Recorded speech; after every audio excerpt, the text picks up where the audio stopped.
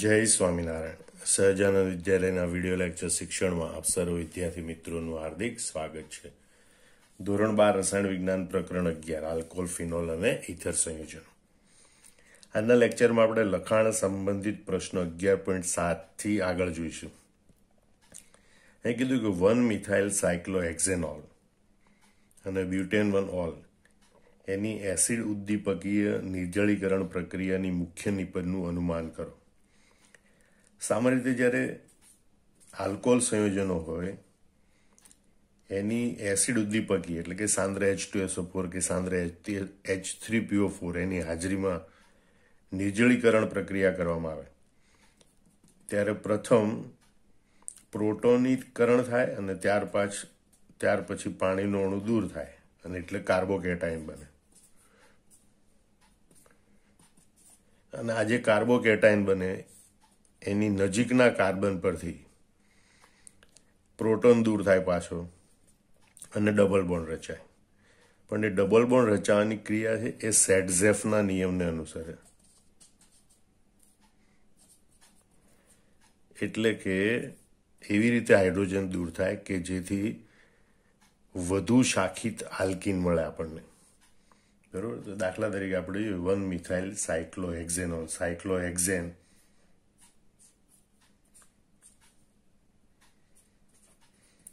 જે કાર્બન પર OH છે એ પહેલો કાર્બન કહેવાય. એ જ કાર્બન ઉપર મિથાઇલ સમૂહ છે એટલે આપણી પાસે છે આ 1 મિથાઇલ સાયક્લોહેક્ઝેનોલ.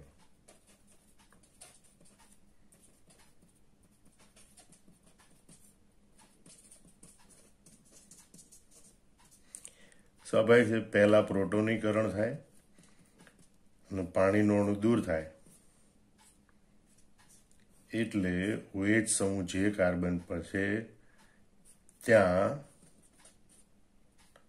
કાર્બોકેટાઇન રચાય.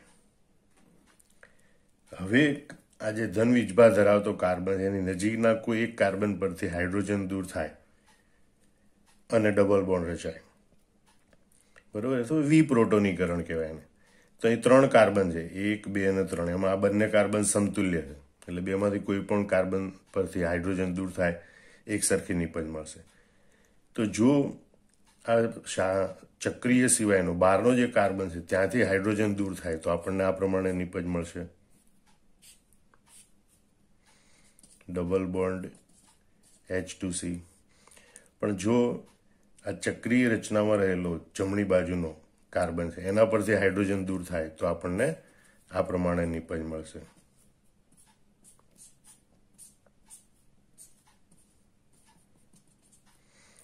આ નિપજમાં ડબલ બોન્ડ ધરાવતા કાર્બન પર 2 શાખા છે, ડબલ બોન્ડ ધરાવતા કાર્બન પર 1, 2 અને 3 શાખા છે. વધુ શાખા ધરાવતી નિપજ એ આપણને મુખ્ય નિપજ તરીકે મળે. આ આપણને ગૌણ નિપજ અથવા તો અલ્પ પ્રમાણમાં નિપજ તરીકે મળશે. અને આપણને જે મુખ્ય નિપજ મળે છે એ સાયક્લોહેક્ઝ 1 અને એના પહેલા કાર્બન ઉપર 1 મિથાઇલ એટલે આપણે આને કહીશું 1 મિથાઇલ સાયક્લોહેક્ઝ 1 આ પ્રમાણેની નિપજ એ આપણને મુખ્ય નિપજ તરીકે મળશે. બ્યુટેન 1 ઓલની વાત કરીએ. CH3 CH2 CH2 CH2OH. પહેલા પ્રોટોનીકરણ થાય પછી પાણીનો અણુ દૂર થાય અને એટલે અહીંયા કાર્બોકેટાઇન રચાય. CH3 CH2 CH2 CH2 plus. પણ આ પ્રાથમિક કાર્બોકેટાઇન છે. જો અહીંયા હાઇડ્રોજનનું સ્થાનાંતરણ આ બીજા કાર્બન પરથી પહેલા કાર્બન પર થાય તો પહેલા કાર્બન પરના ધન વીજભારનું સ્થાનાંતરણ બીજા કાર્બન પર થાય ત્યારે પ્રાથમિકની સરખામણીમાં વધુ સ્થાયીઓ દ્વિતીયક કાર્બોકેટાઇન બને. એટલે અહીંયા 1,2 હાઇડ્રાઇડ શિફ્ટ થાય છે. એટલે કે પહેલા અને બીજા કાર્બન વચ્ચે હાઇડ્રોજનનું સ્થાનાંતરણ થાય છે. બરોબર. એટલે આપણને વધુ સ્થાયી એવો દ્વિતીય કાર્બોકેટાઇન મળે. આમાંથી એક હાઇડ્રોજન છેડાના કાર્બન પર જતો રહે એટલે CH અને ધન વીજભાર આ બીજા કાર્બન પર આવતો રહે. એટલે જે આ પ્રાથમિક કાર્બોકેટાઇન છે એના કરતા વધુ સ્થાયી દ્વિતીયક કાર્બોકેટાયન પ્રાપ્ત થાય છે. હવે આનું વિપ્રોટોનીકરણ થાય એટલે કે H+ દૂર થાય અને સેટઝેફ નિયમ પ્રમાણે વધુ સ્થાયી હોય એવી નિપજ પ્રાપ્ત થાય. અહીંયા ધન વીજભાર ધરાવતા કાર્બન એની સાથે 2 કાર્બન જોડાયેલા. જો જમણી બાજુના કાર્બન પર થી હાઇડ્રોજન દૂર થાય તો આપણને but1 નિપજ મળે. CH3 CH2 CH double bond CH2 but1. અને જો ડાબી બાજુનો કાર્બન છે એના પરથી હાઇડ્રોજન દૂર થાય તો એ 2 કાર્બન વચ્ચે દ્વિબંધ રચાવાથી આપણને but2 નિપજ મળે. CH3 CH double bond CH CH3 but2. સેટઝેફ નિયમ પ્રમાણે જે વધુ શાખા ધરાવતું આલ્કીન હોય એ મુખ્ય નિપજ મળે. આમાં 2 શાખાઓ છે જ્યારે but1 માં એક જ શાખા છે, બરોબર. એટલે but2 એ આપણને મુખ્ય નિપજ તરીકે મળે છે, જ્યારે but1 એ આપણને ગૌણ નિપજ તરીકે મળે, એટલે કે અલ્પ પ્રમાણમાં મળતી નિપજ છે. તો આ રીતે આલ્કોહોલ છે એનું નિર્જળીકરણ થાય ત્યારે મધ્યસ્થી તરીકે કાર્બોકેટાયન બને. એ વધુ સ્થાયી કાર્બોકેટાયન બને માટે સ્થાનાંતરણ પણ થઈ શકે. અને સ્થાયી કાર્બોકેટાયન હોય એના પછી આપણને સેટઝેફના નિયમ પ્રમાણે વધુ શાખિત હોય એવી આલ્કીન નિપજ મુખ્ય નિપજ તરીકે મળે છે. લખાણ સંબંધિત પ્રશ્ન 11.8 જોઈએ આપણે. ફિનોલ કરતા ઓર્થો અને પેરાનાઇટ્રોફિનોલ સંયોજનો વધુ એસિડિક છે. તેમના અનુવર્તી ફિનોક્સાઇડ આયનોના સસ્પંદન બંધારણ દોરો. તો આપણે જો કોઈ પણ એસિડિક પ્રબળતા વધારે છે એ કેવી રીતે નક્કી થાય? તો સામાન્ય રીતે એસિડ જ્યારે પાણી સાથેની પ્રક્રિયા દરમિયાન પ્રોટોન ગુમાવે ત્યારે એનો સંયુગ્મ બેઝ બને. એ સંયુગ્મ બેઝની સ્થાયીતા જેટલી વધારે એટલી એસિડિક પ્રબળતા વધારે. અને અહીંયા ફિનોલ, ઓર્થો અને પેરાનાઇટ્રોફિનોલ એના સંદર્ભમાં સંયુગ્મ બેઝની સ્થાયીતા એ એના સસ્પંદન બંધારણો નક્કી કરે. જેટલા સસ્પંદન બંધારણ વધુ એટલી સ્થાયીતા વધુ. એના આધારે આપણે આ સમજૂતી આપવાની. તો સૌથી પહેલા આપણે ફિનોલની વાત કરીએ.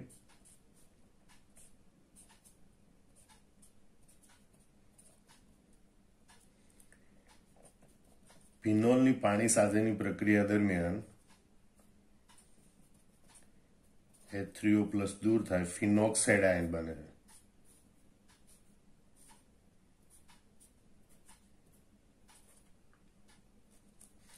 અને ફિનોક્સાઇડ આયનના આ પ્રમાણે સસ્પંદન બંધારણો મળે છે.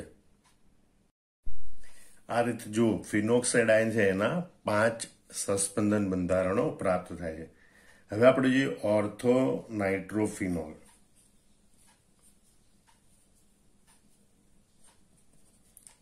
N ડબલ બોન્ડો સિંગલ બોન્ડો માઇનસ પ્લસ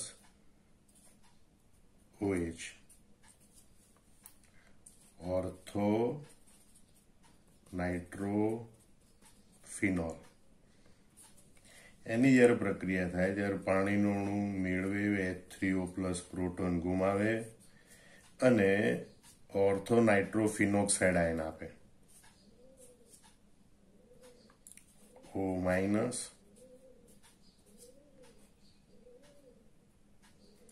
N ડબલ બોન્ડો સિંગલ બોન્ડો માઇનસ પ્લસ. આ રીતે આપણને ઓર્થો નાઇટ્રો ફિનોક્સાઇડ આયન પ્રાપ્ત થાય. એના સંસ્પંદન બંધારણો આપણે જોઈએ.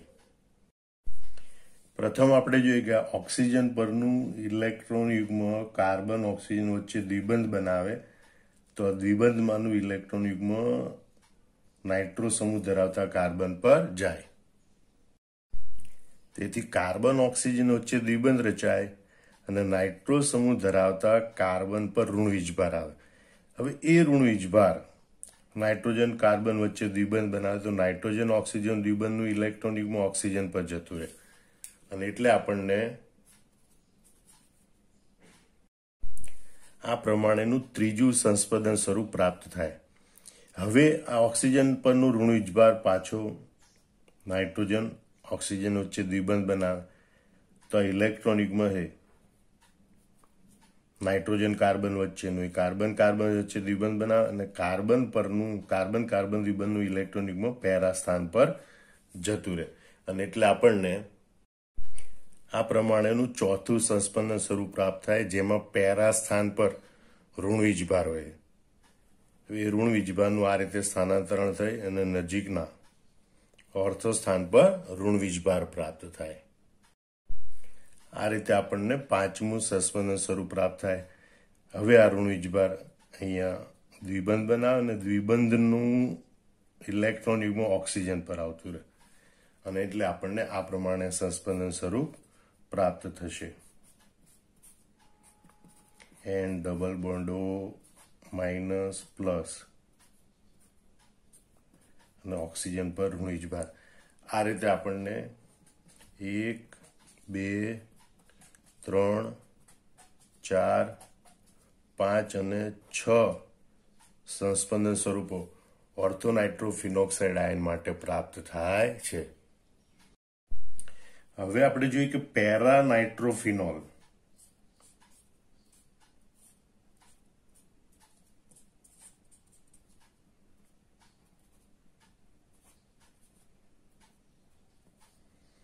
બરોબર, એની પાણી સાથેની પ્રક્રિયા થઈ પ્રોટોન દૂર થાય એટલે આપણે પેરા નાઇટ્રોફિનોક્સાઇડ આયન મળે. O minus N double bond O minus plus. આ રીતે આપણને પેરા નાઇટ્રો ફિનોક્સાઇડ આયન મળે, જેના સસ્પંદન બંધારણો આપણે દોરીએ.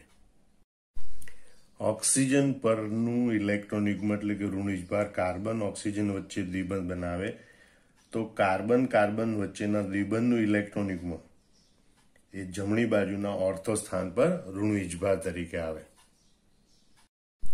એટલે આપણને બીજું સંસ્પંદન સ્વરૂપ પ્રાપ્ત થાય, બરોબર, કે જેમાં જમણી બાજુના ઓર્થો સ્થાન પર ઋણ વીજભાર હોય અને કાર્બન ઓક્સિજન વચ્ચે દ્વિબંધ હોય.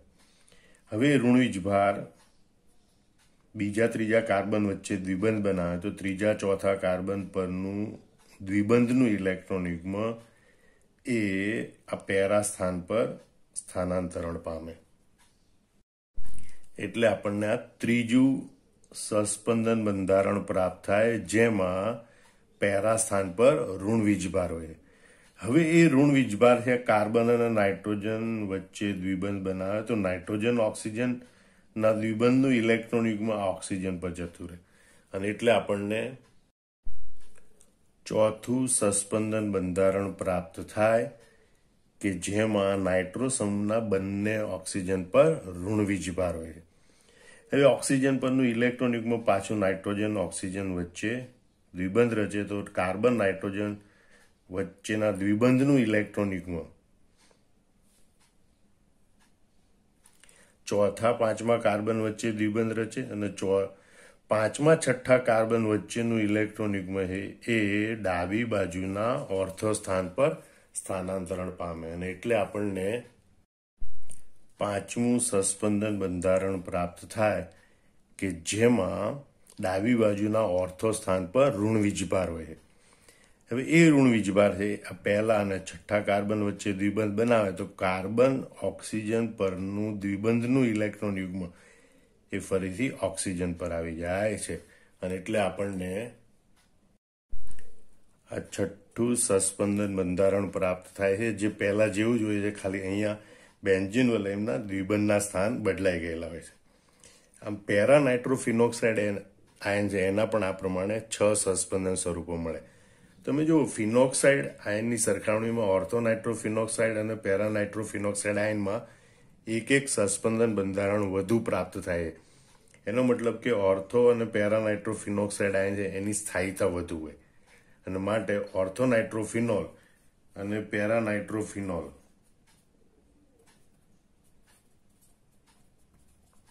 એ ફિનોલ કરતા પ્રમાણમાં વધુ એસિડિક હોય છે. લખાણ સંબંધિત પ્રશ્ન 11.9 નીચે દર્શાવેલી પ્રક્રિયાઓમાં સમાવિષ્ટ સમીકરણ લખો. એક રિમર-ટીમાન પ્રક્રિયા, બીજી કોલ્બે પ્રક્રિયા. રિમર-ટીમાન પ્રક્રિયા એ ફિનોલના OH સમૂહના ઓર્થો સ્થાનમાં CHO એટલે કે આલ્ડિહાઇડ સમૂહ દાખલ કરવાની પ્રક્રિયા છે. જ્યારે કોલ્બે પ્રક્રિયા એ ફિનોલના OH સમૂહના ઓર્થો સ્થાન પર COOH સમૂહ દાખલ કરવાની પ્રક્રિયા છે. એટલે કે રિમર-ટીમાન પ્રક્રિયામાં આપણને ફિનોલમાંથી સેલિસાલ્ડિહાઇડ મળે છે, એટલે કે 2-હાઇડ્રોક્સીબેન્ઝાલ્ડિહાઇડ મળે છે. કોલ્બે પ્રક્રિયા દ્વારા આપણને ફિનોલમાંથી 2-હાઇડ્રોક્સીબેન્ઝોઇક એસિડ એટલે કે સેલિસિલિક એસિડ મળે છે, જે ઘણો અગત્યનો પદાર્થ છે. તો સૌથી પહેલા આપણે જોઈએ રિમર-ટીમાન પ્રક્રિયા.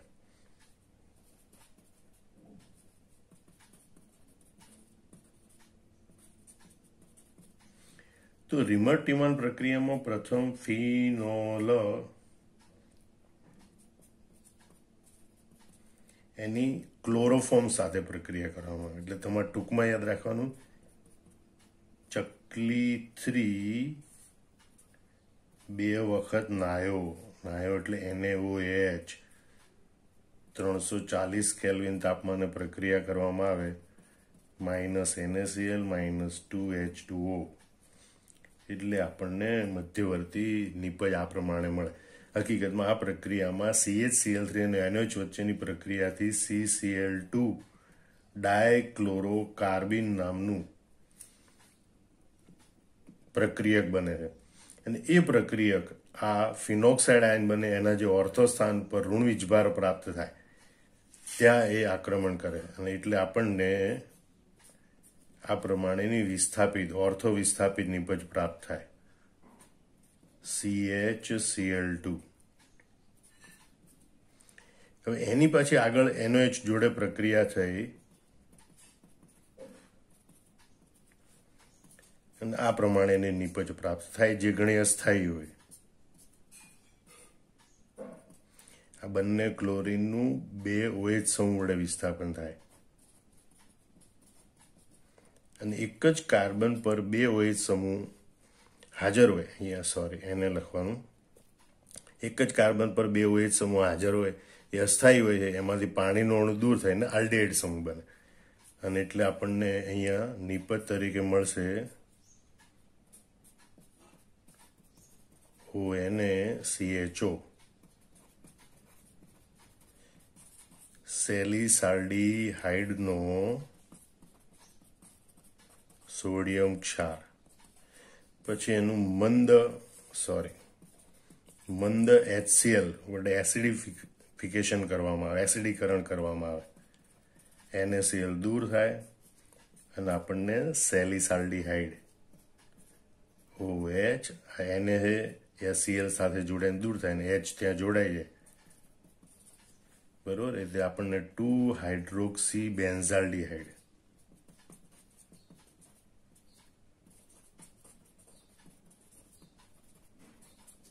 એટલે કે સેલિસાલ્ડિહાઇડ પ્રાપ્ત થાય છે.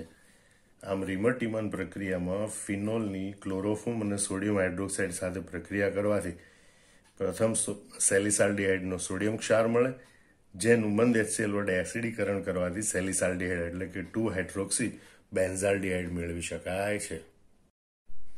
હવે આપણે બીજી કોલ્બે પ્રક્રિયા જોઈએ. અહીંયા ફિનોલ છે એની પહેલા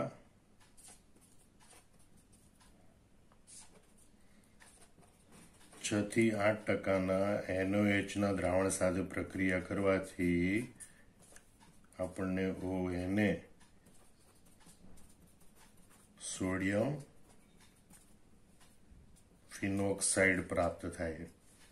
એ સોડિયમ ફિનોક્સાઇડની કાર્બન ડાયોક્સાઇડ સાથે 400 કેલ્વિન તાપમાને 4 થી 7 બાર દબાણે પ્રક્રિયા કરવામાં આવે તો પ્રથમ તો અહીંયા યોગશીલ પ્રક્રિયા થાય, CO2 COO સ્વરૂપે ઓક્સિજન અને સોડિયમની વચ્ચે દાખલ થાય એટલે OCOONA, બરોબર. સોડિયમ ફિનોક્સી ફોર્મેટ, સોડિયમ ફિનોક્સી ફોર્મેટ એ અસ્થાયી હોય અને એટલે એની પુનઃરચના થાય. કાર્બન પરનો હાઇડ્રોજન છે એ અહીંયા ઓક્સિજન પર આવતો રહે અને COO સમૂહ છે એ ઓર્થો સ્થાન પર સ્થાનાંતરણ પામે એટલે OH અને અહીંયા બને COONA એટલે બને સોડિયમ સેલિસિલેટ અથવા એમ કહેવાય કે ભાઈ સેલિસિલિક એસિડનો સોડિયમ ક્ષાર. હવે એનું મંદ HCl વડે એસિડીકરણ કરવામાં આવે એટલે આપણને સેલિસિલિક એસિડ પ્રાપ્ત થાય જેમાં OH સમૂહના ઓર્થો સ્થાનમાં COOH સમૂહ હોય છે, બરોબર. એનું સામાન્ય નામ છે સેલિસિલિક એસિડ. એનું IUPAC નામ કહીશું આપણે 2-હાઇડ્રોક્સી બેન્ઝોઇક એસિડ, 2-હાઇડ્રોક્સી બેન્ઝોઇક એસિડ. આમ કોલ્બે પ્રક્રિયા દ્વારા ફિનોલમાંથી સેલિસિલિક એસિડ જેવો અગત્યનો પદાર્થ મેળવી શકાય છે. લખાણ સંબંધિત પ્રશ્ન 11.10. ઇથેનોલ અને 3-મિથાઇલ પેન્ટેન-2-ઓલ થી શરૂઆત કરી 2-ઇથોક્સી 3-મિથાઇલ પેન્ટેન એના વિલિયમસન સંશ્લેષણ માટેની પ્રક્રિયા લખો. તો સૌથી પહેલા તો વિલિયમસન સંશ્લેષણને આપણે સમજી લઈએ. વિલિયમસન સંશ્લેષણ પ્રક્રિયામાં આલ્કાઇલ હેલાઇડ એની સોડિયમ આલ્કોક્સાઇડ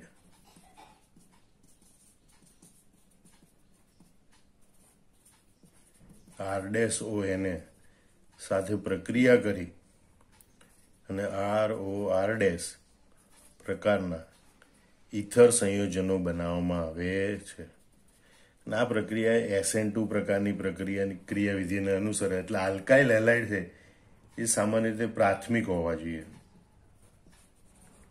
દ્વિતીયક કે તૃતીયક આલ્કાઇલ હેલાઇડ હોય તો વિલોપન પ્રક્રિયાને અનુસરે અને આલ્કિન નિપજ આપે.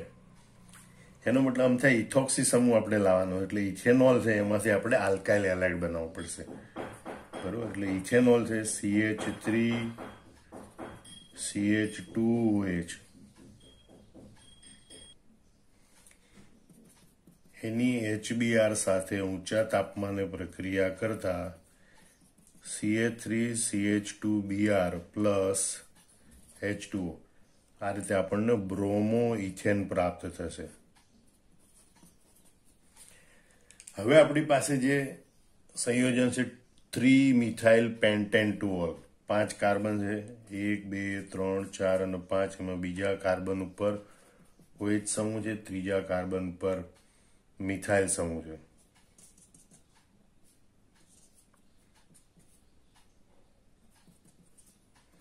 CH3 CH CH2 CH3 આ રીતે. હવે આપણે સરળતા ખાતર આને આપણે OH સમૂહને સાઈડમાં દર્શાવીએ તો CH3 CH2 CH CH3 CH CH3OH. તો એની સોડિયમ હાઇડ્રોક્સાઇડ અથવા તો સોડિયમ ધાતુ સાથે શુષ્ક ઇથરમાં પ્રક્રિયા કરવામાં આવે તો આનો સોડિયમ આલ્કોક્સાઇડ સંયોજન મળે. સમીકરણ સંતુલિત કરવા માટે બે લખવું પડે 2 times CH3 CH2 CH CH3 CH CH3ONA plus H2. આ પ્રક્રિયા દરમિયાન હાઇડ્રોજન મુક્ત થાય એટલે કે આલ્કોહોલ અને સોડિયમ ધાતુ વચ્ચેની પ્રક્રિયાથી આ રીતે સોડિયમ આલ્કોક્સાઇડ મેળવી શકાય છે અને આપણે કહીએ છીએ સોડિયમ 3-મિથાઇલ પેન્ટ-2 ઓક્સાઇડ. સોડિયમ 3-મિથાઇલ પેન્ટ-2 ઓક્સાઇડ. તો આ પ્રમાણેનું સોડિયમ આલ્કોક્સાઇડ મળે. હવે આ આલ્કાઇલ હેલાઇડ અને સોડિયમ આલ્કોક્સાઇડ એની વચ્ચેની આપણે પ્રક્રિયા કરીએ તો ઇથર પ્રાપ્ત થાય. તો CH3 CH2 CH CH3 CH CH3O minus Na plus plus CH3 CH2 Br. અહીંયા ઓક્સિજન દ્વારા કેન્દ્રાનુરાગી હુમલો થાય કાર્બન પર, એટલે આ બ્રોમિન દૂર થાય, બ્રોમિન છે પછી આ સોડિયમ સાથે જોડાય અને આટલા આપણને નિપજ તરીકે પ્રાપ્ત થશે CH3 CH2 CH CH3 CH CH3O. આ ઓક્સિજન સાથે જોડાશે અહીંથી CH2 CH3 અને આમ આપણને નિપજ પ્રાપ્ત થશે 2-ઇથોક્સી 3-મિથાઇલ પેન્ટેન. અહીંથી આપણે નંબર આપવાનું શરૂ કરીએ તો 1 2 3 4 5. બીજા કાર્બન ઉપર ઇથોક્સી સમૂહ, ત્રીજા કાર્બન ઉપર મિથાઇલ સમૂહ, એટલે નિપજ તરીકે પ્રાપ્ત થશે આપણને 2-ઇથોક્સી 3-મિથાઇલ પેન્ટેન. તો આ પ્રક્રિયા દ્વારા આપણે 2-ઇથોક્સી 3-મિથાઇલ પેન્ટેન નિપજ પ્રાપ્ત કરી શકીએ છીએ. લખાણ સંબંધિત પ્રશ્ન 11.11. નીચે આપેલ પ્રક્રિયકોની કઈ જોડ 1-મિથોક્સી 4-નાઇટ્રોબેન્ઝીનની બનાવટ માટે યોગ્ય છે? હવે તમે જો સામાન્ય રીતે વિલિયમસન સંશ્લેષણ પ્રક્રિયામાં આપણે જોઈએ કે ભાઈ એરાઇલ હેલાઇડ સંયોજનો છે એ સોડિયમ આલ્કોક્સાઇડ સાથે ઇથરની બનાવટની વિલિયમસન સંશ્લેષણની પ્રક્રિયા દર્શાવતા નથી, કારણ કે હેલોએરિનમાં આ કાર્બન અને હેલોજન વચ્ચેનો બંધ એ આંશિક દ્વિબંધ હોય છે, જે ઘણો મજબૂત હોય છે અને તેથી આલ્કોક્સાઇડ આયન છે એ એનું કેન્દ્રાનુરાગી વિસ્થાપન કરી શકતો નથી. એની સરખામણીમાં જો ફિનોક્સાઇડ આયન હોય અને આલ્કાઇલ હેલાઇડ હોય તો એમની વચ્ચે વિલિયમસન સંશ્લેષણ પ્રક્રિયા થઈ AROX બરોબર, એરાઇલ આલ્કાઇલ ઇથર એ બની શકે છે. એટલે સામાન્ય રીતે જોઈએ તો આ પહેલી પ્રક્રિયા શક્ય નથી, પણ બીજી પ્રક્રિયા શક્ય છે. પણ આ નાઇટ્રો સમૂહની હાજરીને કારણે જ્યારે આ આલ્કોક્સાઇડ એટલે કે મિથોક્સાઇડ સમૂહ બ્રોમિન ધરાવતા કાર્બન પર કેન્દ્રાનુરાગી પ્રક્રિયક તરીકે હુમલો કરે ત્યારે નાઇટ્રો સમૂહને કારણે એ સસ્પેન્શન બંધારણ સ્થાયી બને, જે તમે જોઈ શકો છો. N double bond O plus minus Br plus CH3O minus Na plus. આ મિથોક્સાઇડ આયન જ્યારે બ્રોમિન ધરાવતા કાર્બન પર આક્રમણ કરે ત્યારે બાજુના દ્વિબંધનું ઇલેક્ટ્રોન યુગ્મ નજીકના ઓર્થો સ્થાન પર ખસે છે. એટલે પ્રારંભિક તબક્કે આપણને આ પ્રમાણેની નિપજ મળે.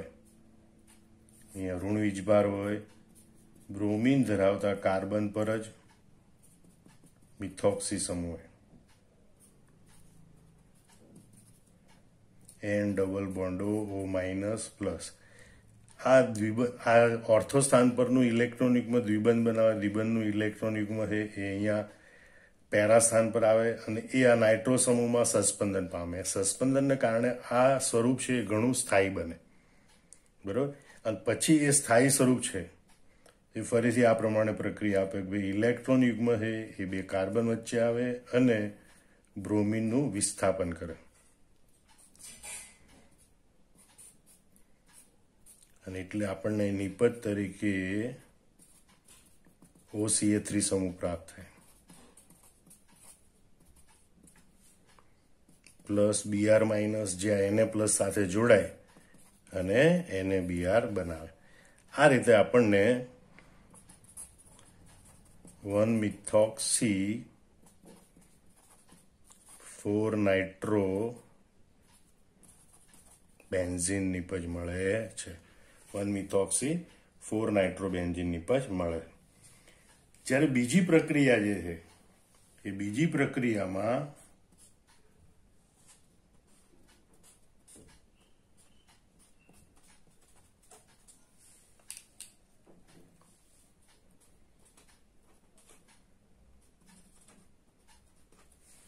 આ જે સોડિયમ ફિનોક્સાઇડ છે, અહીંયા સોડિયમ ફિનોક્સાઇડ આયન જે આમાંથી મળે એ કેન્દ્રાનુરાગી પ્રક્રિયક તરીકે આ મિથાઇલ સમૂહ સાથે જોડાય, બરોબર, અને બંધનું ઇલેક્ટ્રોન યુગ્મ બ્રોમિન આપે, અને બ્રોમિન છે પછી સોડિયમ સાથે જોડાય, અને એટલે આપણને નિપજ તરીકે આ પ્રમાણે OCH3 NO2 પ્રાપ્ત થાય પ્લસ NaBr. આમ 1-મિથોક્સી 4-નાઇટ્રોબેન્ઝીન નિપજ મળે છે. આમાં બંને પ્રક્રિયા દ્વારા 1-મિથોક્સી 4-નાઇટ્રોબેન્ઝીન મેળવી શકાય છે.